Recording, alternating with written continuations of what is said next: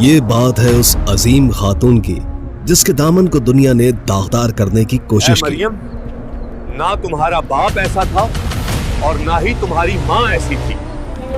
وہ بچہ بغیر باپ کے پیدا ہوا ہے۔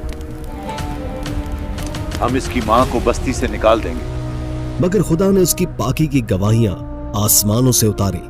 یہ بات ہے اس بچے کی جس نے پیدا ہوتے ہی وہ بات کہہ دی، جس نے بنی اسرائیل کے دلوں میں دہشت پیدا کر دی۔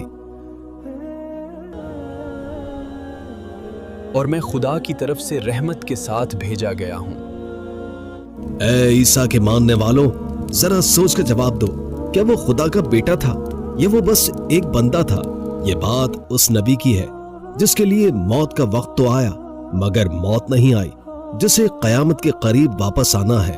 اللہ اکبر۔ آج ہم بات کریں گے اس عظیم شخصیت کی جس کے بارے میں دنیا آج تک الجھن کا شکار ہے۔ سوالوں کا ایک طوفان ہے جو تھمنے کا نام ہی نہیں لیتا۔ کیا وہ زندہ آسمان پر اٹھا لیے گئے یا معاذ اللہ انہیں سولی پر لٹکا دیا گیا تھا؟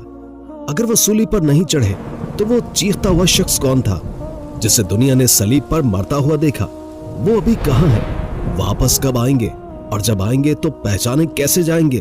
آخر کیوں یہودی ان کی جان کے دشمن بن گئے تھے؟ اور وہ کون سا راز تھا جس کی وجہ سے انہیں جادوگر کہا گیا؟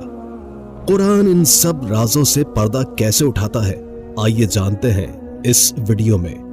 اسکالرز کہتے ہیں کہ سورہ آل عمران کی شروعاتی 80 سے زائد آیات اس وقت نازل ہوئی جب نجران سے عیسائیوں کا ایک بڑا وفد مدینہ آیا۔ انہوں نے نبی کریم صلی اللہ علیہ وآلہ وسلم سے کہا، اے محمد، اگر عیسیٰ کا کوئی باپ نہیں تو یقیناً خدا ہی ان کا باپ ہوا نا؟ ان کا منطق سننے میں بڑا وزنی لگ رہا تھا۔ پورا مدینہ منتظر تھا کہ اب جواب کیا آئے گا، اور تب جبریل علیہ السلام آسمان سے اترے سورہ آل عمران کی یہ زبردست دلیل لے کر۔ عیسیٰ کی مثال اللہ کے نزدیک آدم جیسی ہے۔ اللہ نے انہیں مٹی سے بنایا اور کہا کن یعنی ہو جا، اور وہ ہو گئے۔ مطلب یہ ہے کہ اگر بنا باپ کے پیدا ہونا کسی کو خدا بناتا ہے تو آدم علیہ السلام کی نہ تو ماں تھی اور نہ ہی باپ، تو منطق کے حساب سے آدم بڑا خدا ہونا چاہیے۔ اس دلیل نے سب کو لاجواب کر کے رکھ دیا ہے۔ مریم علیہ السلام کی کہانی۔ لیکن یہ کہانی شروع کہاں سے ہوئی؟ چلیے تاریخ کے اوراق پلٹتے ہیں اور چلتے ہیں فلسطین کی سرزمین پر۔ ذرا تصور کریں، بیت المقدس کا ایک گوشہ جہاں خاموشی کا راج ہے، دنیا کے شور سے دور ایک پاکیزہ خاتون اپنے رب کی عبادت میں کھوئی ہوئی ہے۔ یہ بی بی مریم ہے، عمران کی بیٹی، جنہوں نے اپنی پوری جوانی اس حجرے کی تنہائی میں گزار دی۔ نہ دنیا کی ہوس، نہ مال کا لالچ، بس وہ تھی اور ان کا رب تھا۔ لیکن پھر ایک دن وہ ہوا جس نے اس خاموشی کو توڑ کر رکھ دیا۔ وہ ابھی اپنی خلوت میں ہی تھی کہ اچانک ان کے سامنے ایک مکمل اور خوبصورت بشر، نوجوان مرد آ کر کھڑا ہو گیا۔ ذرا ایک لمحے کے لیے اس پاک دامن لڑکی کی گھبراہٹ کو محسوس کیجیے جس نے کبھی کسی نام محرم سے بات تک نہیں کی ہو، اور اچانک اس کے کمرے میں ایک اجنبی مرد آ جائے۔ ان کا وجود کانپ اٹھا۔ انہیں لگا کہ شاید یہ شخص ان کی عزت پر حملہ کرنے کے لیے آیا ہوا ہے۔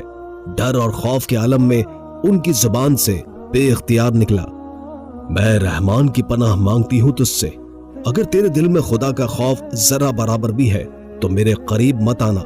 یہ الفاظ صرف الفاظ نہیں تھے، یہ ایک بے بس لڑکی کی اپنے رب کو پکار تھی۔ مگر وہ آنے والا کوئی عام انسان نہیں تھا، وہ اللہ کا امین فرشتہ جبریل علیہ السلام تھے۔ انہوں نے انتہائی نرم لہجے میں کہا، اے مریم، ڈرو نہیں، میں کوئی بشر نہیں، میں تو تمہارے رب کا بھیجا ہوا قاصد ہوں، اور میں خالی ہاتھ نہیں آیا بلکہ تمہیں ایک پاکیزہ بیٹے کی خوشخبری دینے کے لیے آیا ہوں۔ خوشخبری؟ یہ خوشخبری تو مریم علیہ السلام کے لیے بجلی بن کر ٹوٹی۔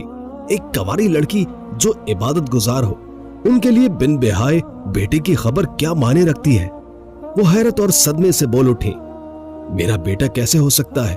اے اللہ کے فرشتے، مجھے آج تک کسی مرد نے چھوا تک نہیں، اور نہ ہی میں کوئی بدکار ہوں کہ گناہ کر بیٹھوں، پھر یہ کیسے ممکن ہے؟ یہ سوال فطرت کا تھا، یہ سوال عقل کا تھا، लेकिन अल्लाह के फैसले अक्ल के मोहताज नहीं होते। जिब्रील अलैहिस्सलाम ने जवाब दिया, तर्जमा, ऐसा ही होगा। तेरे रब ने फरमाया है कि यह काम मेरे लिए बहुत ही आसान है। हम इस बच्चे को लोगों के लिए एक निशानी बनाएंगे और अपनी तरफ से रहमत, और ये बात तय हो चुकी है। सोचिए उस लम्हे बीबी मरियम के दिल पर क्या गुजरी होगी। एक तरफ अल्लाह का हुक्म और दूसरी तरफ समाज का खौफ, एक तरफ मौजिज़ा और दूसरी तरफ तोहमतों का डर। मगर उन्होंने सर झुका दिया, क्योंकि वो जानती थी कि जब रब कोई फैसला कर ले तो फिर क्यों और कैसे के सवाल खत्म हो जाते हैं। वक्त गुजरा और फिर वो घड़ी आ गई। लोग क्या कहेंगे, समाज क्या कहेगा, इसी डर से मरियम अलैहिस्सलाम बस्ती छोड़कर दूर एक वीराने में चली गई। दर्द जाह इतना शदीद था कि वो पुकार उठी, काश मैं इससे पहले ही मर गई होती और भूली बिसरी हो गई होती।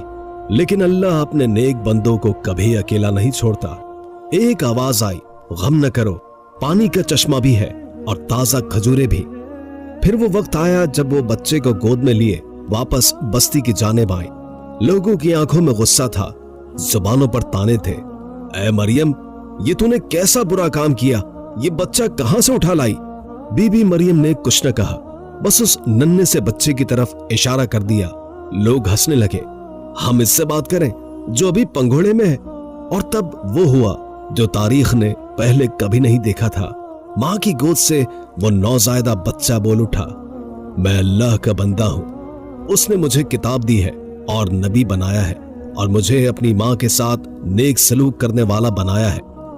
जिसे वो गुनाह की निशानी समझ रहे थे वो खुदा की निशानी निकला। ईसा अलैहिस्सलाम बड़े हुए, अल्लाह ने उन्हें वो मौजज़े अता किए जो किसी और को नहीं मिले। वो मिट्टी की चिड़िया बनाते, फूंक मारते और वो उड़ जाती। वो अंधों को ठीक करते, यहां तक कि मुर्दों को जिंदा कर दिया करते। लेकिन सच्चाई का रास्ता कभी आसान नहीं होता। वहां के उलमा को उनसे हसद होने लगा। उन्होंने कत्ल का प्लान बनाया। उन्होंने हजरत ईसा अलैहिस्सलाम को घेर लिया।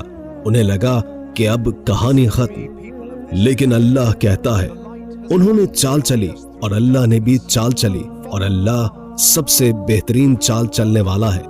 ना उन्होंने उसे कत्ल किया, ना उन्होंने उसे सूली दी, बल्कि अल्लाह ने ईसा अलैहिस्सलाम को अपनी तरफ उठा लिया।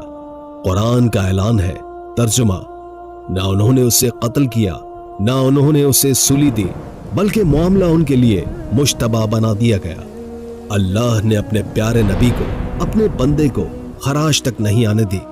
इससे पहले कि नापाक हाथ उन तक पहुंचते, अल्लाह ने हजरत ईसा को नींद की हालत या बेदारी में जिस्म और रूह के साथ अपनी तरफ आसमानों पर उठा लिया। नीचे जमीन पर वो जालिम एक हमशक्ल को सूली चढ़ाकर जश्न मनाते रहे। वो समझते रहे कि हमने मसीह को खत्म कर दिया है।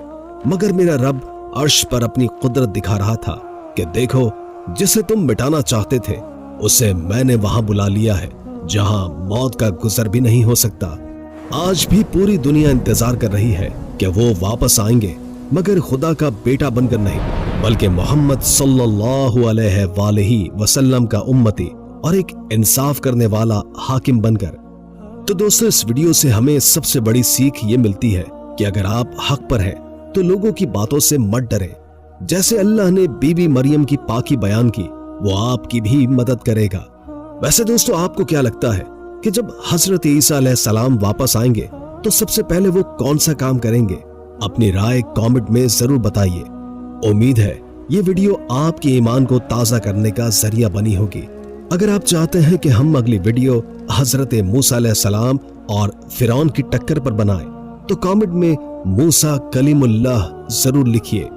जाने से पहले वीडियो को लाइक कर दें और अगर चैनल पर नए हैं तो सब्सक्राइब करके बेल आइकॉन दबा दें ताकि ऐसी वीडियो आपसे मिस ना हो।